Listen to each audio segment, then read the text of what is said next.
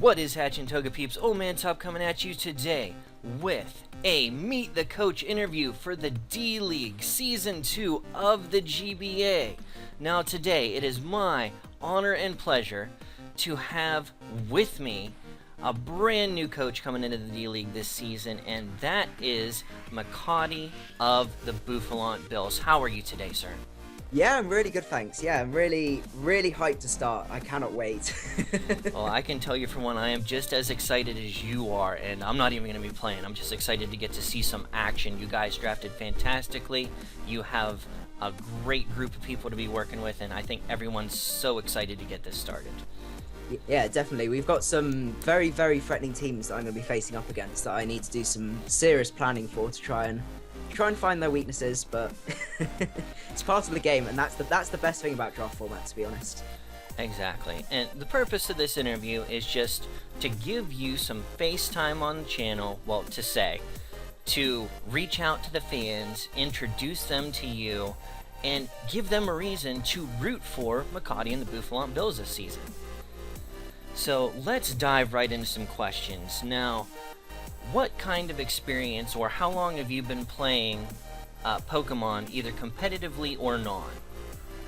Okay, so non-competitively, I started when I must have been about 7 or 8 or so. I got Pokemon Gold for Christmas and played that so many times, and sort of started from there really, working my way all the way up to, I think it's at Diamond. I finally discovered that you could actually start doing some sort of competitive stuff.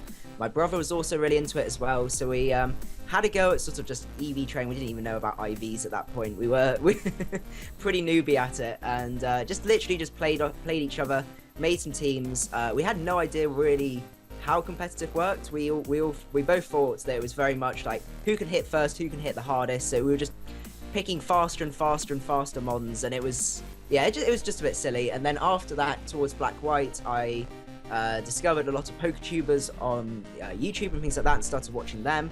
And then finally, really sort of got into Pokemon Showdown and stuff like that, and just played that really religiously, all the way up to where I am now.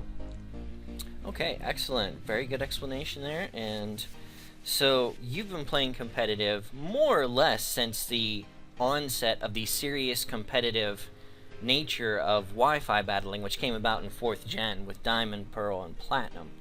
So you've been playing pretty much competitive as long as you could have been, which is excellent because you've seen everything from the beginning until now. Yeah, definitely some quite interesting changes. It's always interesting to see over time, like looking back, how the metagame evolves, and as new things come out and things change, and sort of trends come and go as well, which is always quite interesting to see. Okay, and I appreciate that much experience because I was right alongside with you. I had Pearl and I beat the crap out of it, and it was just so much fun.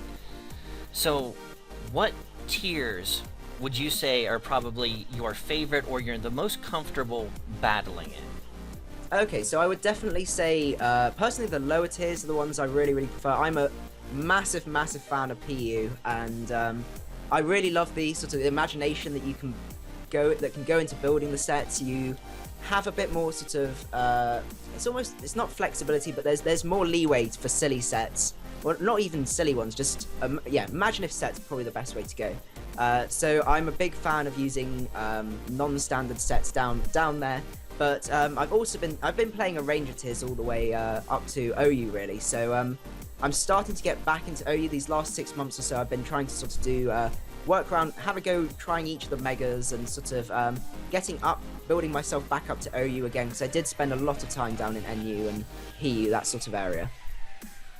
Okay, excellent. And having a wide range of knowledge to draw from is very good, especially in this format, because a lot of people go up against some of these lower tier mons and have absolutely no idea what they do, and having that knowledge going into it makes it a lot easier on your end to plan for your opponents. Yeah, I'd definitely say so. What's also helped was probably about 3 or 4 years ago, I finally got, this is going to sound really weird, but I finally got a phone with mobile internet, and every time I was waiting for the bus or something like that, I would go through Smogon and things like that and just have a look at the movesets, like the standard ones, but also look at the other moves as well. So I would say I've got a pretty good sort of bank of knowledge of not just the standard sets, but all of the other slightly quirky sets that different Pokemon can run, all the way from OU down to PU as well. Okay, excellent, excellent, excellent. A well-versed man is always a good thing. Now, what prior experience do you have in a draft-style format league? So I'm actually currently in a sort of draft-style league that's just finished this week because we had a bit of delays. And I think we've got playoffs starting next week. So I've had experience with that. One difference though was definitely within the drafting, because you drafted a certain number. You had sort of an OU round and a UU round and sort of things like that. So you didn't necessarily pick the order in which you wanted to choose. Like say you would choose your Mega to start with rather than whenever you wanted to. So that was definitely something that I had to try and adapt to coming into here, because obviously, if there's certain Pokemon you want to pick them, but you don't want to pick them too early, and that was something I hadn't got experience with. But in terms of the actual drafting and actually preparing and things like that, I put a lot of work into my current league, so I feel I've got quite a fair amount of experience, and it's quite a full-on one as well. We have about, I think it's 21 or 22 battles within the season, so yeah, I've had a fair amount of practice from that as well. Okay, excellent, excellent, excellent. Now, we're going to dive a little bit into your draft without giving away too much. So what, in your opinion, first off, how well do you like the draft that you ended up with?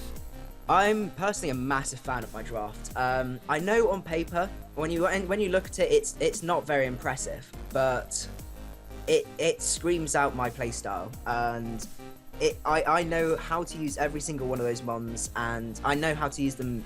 I can get them to work together really, really well, and I'm personally more of a fan of synergy than having outright massive threats. So, for example, I know Victini's an outright sort of really, really scary threat, but I would much rather have a set of Pokemon that can work together and sort of synergize really, really well with them, rather than having sort of one or two really, really powerful threats and things like that. But that's the sort of the way I play. But yeah, in general, I'm really, really pleased with my draft. It's really flexible, and I have a lot of sort of ways I can shape it and mold it if I want to. Okay, excellent. And that somewhat answers my next question, but I'm going to ask again anyways, just maybe get a little bit more in depth. Does your draft fit your personal playstyle, and how? It does definitely fit it a lot. I tend, in terms of the draft format, I tend to play on the more defensive side, and obviously for the defense side, synergy plays a big role in that. And I'm a big fan of, as I say, finding pairings or groupings that synergize really, really well. Maybe not conventionally, but definitely with the ability to pick between multiple tiers as well. It means that actually the number of synergy combinations greatly increases, and that's definitely the sort of play style I make, is where sort of all my whole team works as one machine, if that makes sense. It's not just a few threats and some walls. It's everything fits together, and everything has a purpose, and everything benefits the team in some way as well. Okay, excellent. And just looking down the list, I see, in my personal opinion, you have one of the more, what I would call, a balanced draft. I mean, just looking down it, you obviously have your really fast hard hitters. Then you have a few middle ground, lays down the hits but also takes them. And then on the very bottom of it, you have the I'm a tank, try and take me out Pokemon. And in my opinion, you have one of the greatest balances as far as that goes, just looking down the list. And I appreciate that, because that, in my opinion, says a well thought out and, yeah, very well thought out on the draft side of it.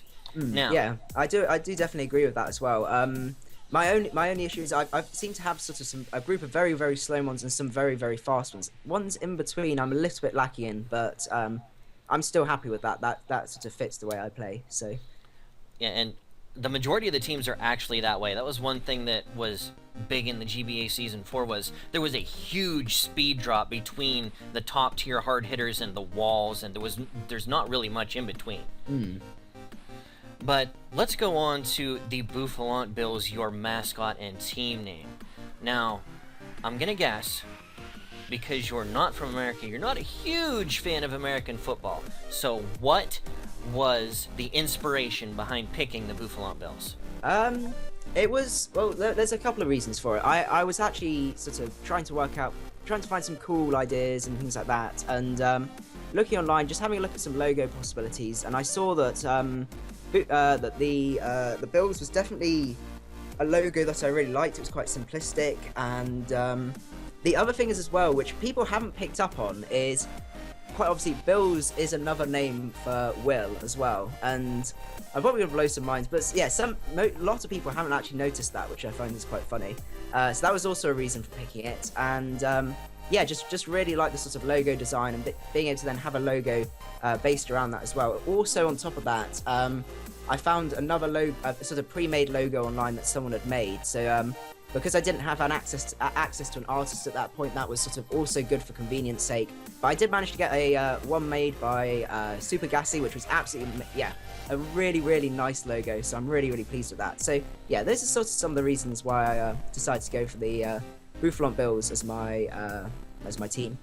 Okay, excellent. I am definitely one of those people who did not pick up the Will and Bill connection. But now that you say it, it's just like, oh, that makes so much sense. Okay, now, we are at the very end of Week 8. We're looking at the playoffs. What do you believe your record is going to be after Week 8?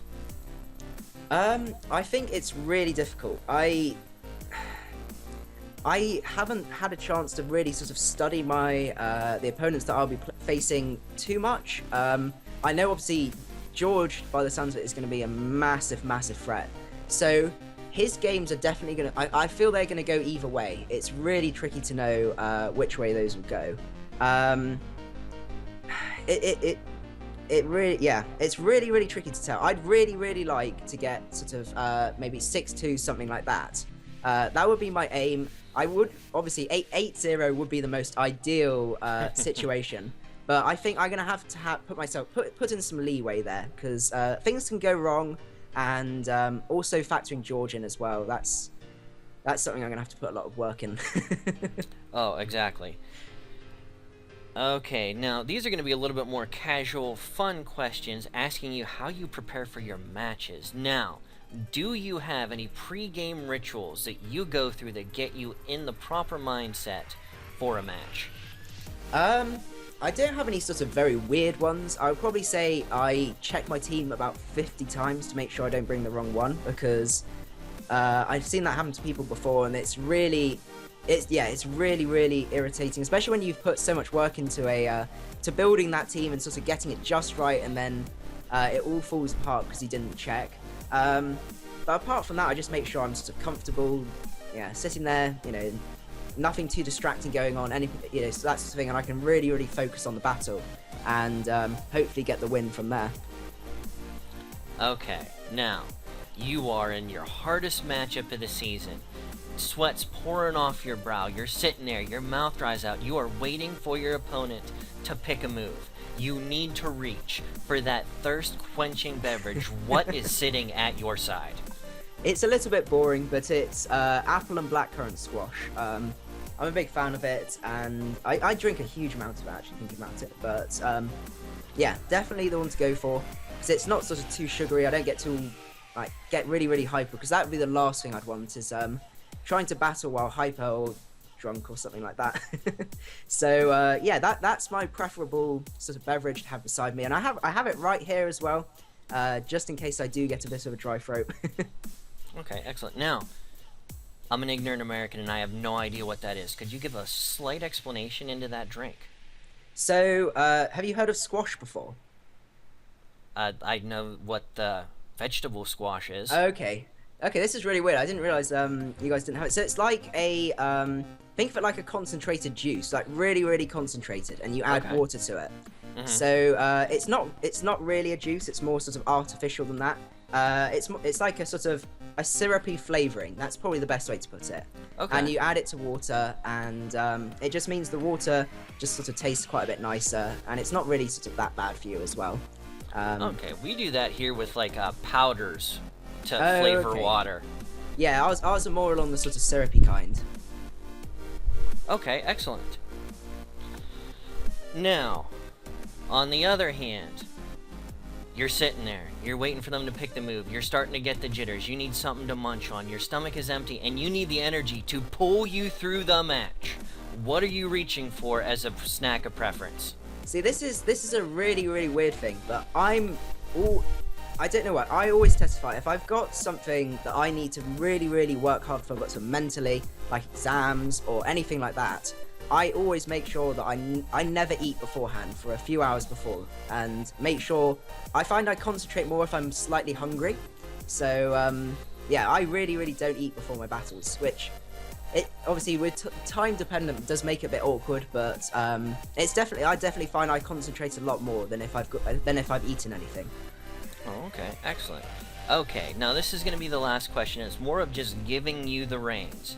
I want you to know, or I want you to let the fans know. Tell them why they should be rooting for Macadii and the Bouffalant Bills this season. Okay, so I know on paper the draft doesn't sort of shout out massive threats, sort of run away from this draft sort of thing, but definitely the threat is going to come into the versatility with the knowledge that I have of the potential sets I could run, and also the sort of how diverse the move pools are of each Pokemon. I can definitely shape this up to be a incredibly threatening draft, which also synergizes really well. As I was saying before, each part of it works together. So my team isn't set of individuals; it's a machine that works together. It's got gears, and it just drives it forward, and hopefully drives forward to victory as well. Okay, excellent, very good. Now, I want to again thank you for setting aside the time in your busy day and schedule to meet and give the fans an opportunity to get a little bit of taste of what you're going to bring to the D-League this season. So, everyone, go down to the description. Click on all the links that are down there for Macadii right now. Go sub to his YouTube channel, because if you want to see his battles, and trust me, you're going to want to. He is an entertainer. You want to be subbed to him if you're not already. So go down there, check all the links, get attached to all of his stuff, and follow it, because it's a joy to watch his stuff. Now, I want everyone to take a minute, do all that, and then have yourselves a wonderful day. Thank you for stopping by for this installment of Meet the Coach with Oldmantup and Macadii. Have a great day, guys. Peace out. See you guys.